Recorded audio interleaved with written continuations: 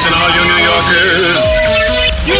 Taxi! Okay, man, we're looking around. This is the 77 WABC minicast.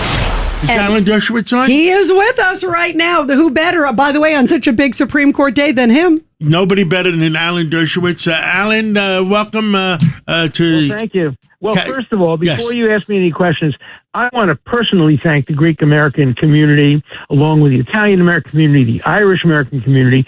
They voted for America in these elections. The only community that fell down was the Jewish American community.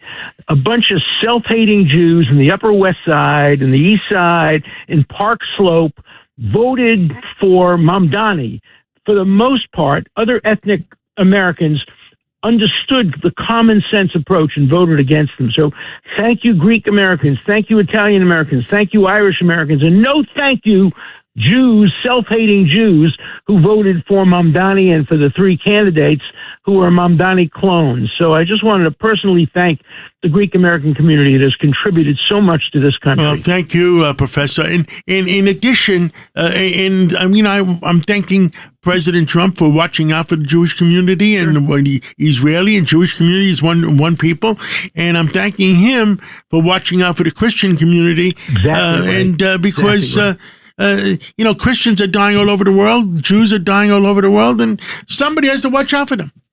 And if you're anti-Semitic, your next group you go after are going to be religious Christians, are going to be people from other faiths, because haters hate.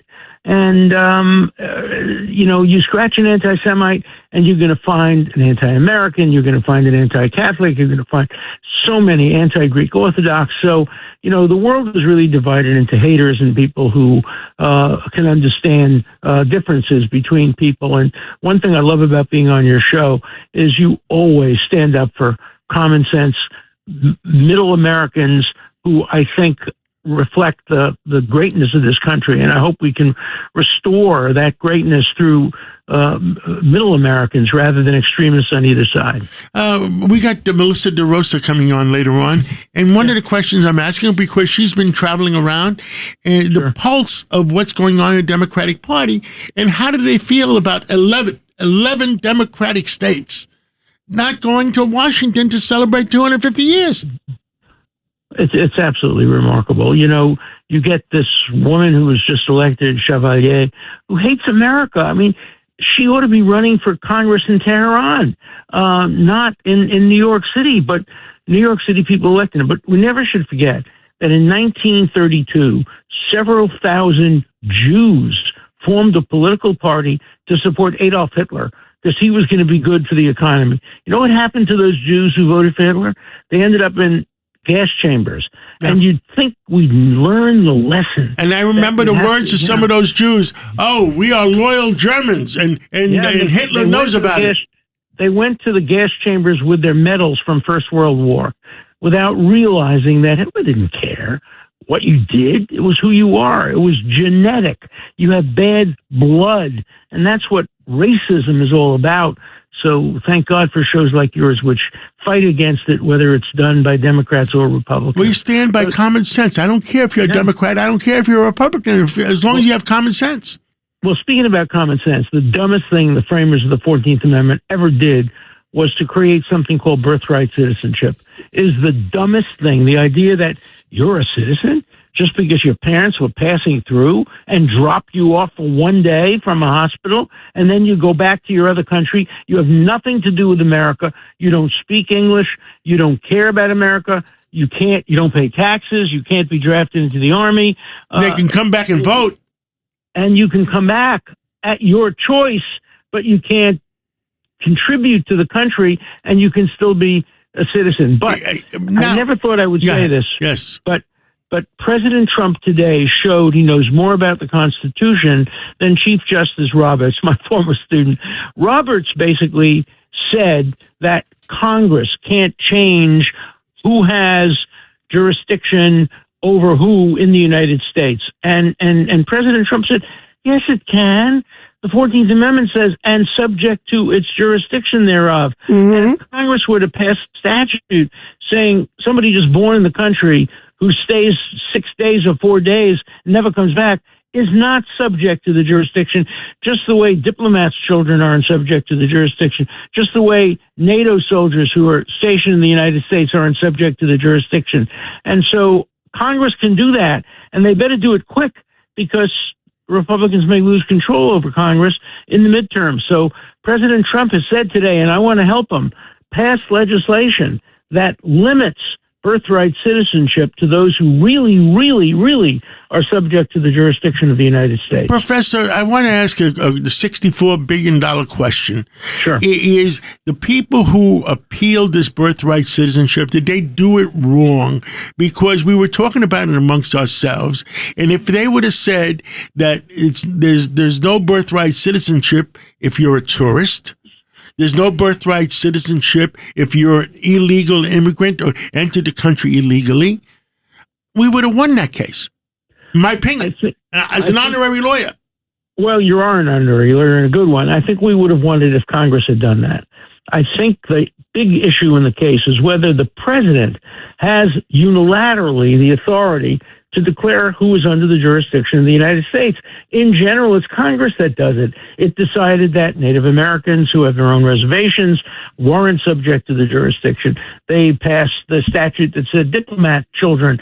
And I think it's up to Congress, not the president. So if Congress had done exactly what you said, I think still it would be upheld. Remember, it was a 5-4 decision with 2 conservatives joining the 3 liberals. And I suspect you can peel off at least one, maybe both of them, if Congress passes common sense, sensible, moderate legislation saying who is not subject to the jurisdiction of the United States. And remember, being subject to the jurisdiction of the United States doesn't mean you can be criminally prosecuted. You can be criminally prosecuted if you never set foot in the United States. If you kill an American in England, we go back. We still need 60 votes from the Senate.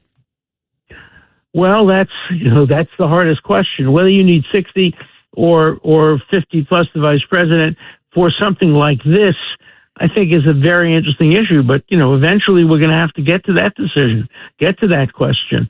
But it's up to Congress right now, I think, and it's not the president's decision. It's not the Supreme Court's decision. Under Article 1 of the Constitution, it's the Congress's decision. But you're right, Congress has enforced its own rules, which make it less than a majoritarian institution, and so whether that's the right thing or the wrong thing is ultimately up to Congress to decide. And Professor Dershowitz, before we let you go, I want to make sure we get to the transgender. That was a biggie, too. Real biggie. And great for women, I think, in sports. They upheld the ban in the 2 states. I think there's 27 states that have such a ban. But this is a big win for women in sports. It's also a big win for the constitutional power of states. What the Supreme Court basically says, quoting Brandeis, is that states are the laboratory experimentation. And so if you have a dispute, all right, so you have some states going one way, some states going another way. That's what federalism is all about. So I think the Supreme Court was absolutely right in leaving it to the states. So it was a victory for people who are opposed to men who were born as men competing in women's sports.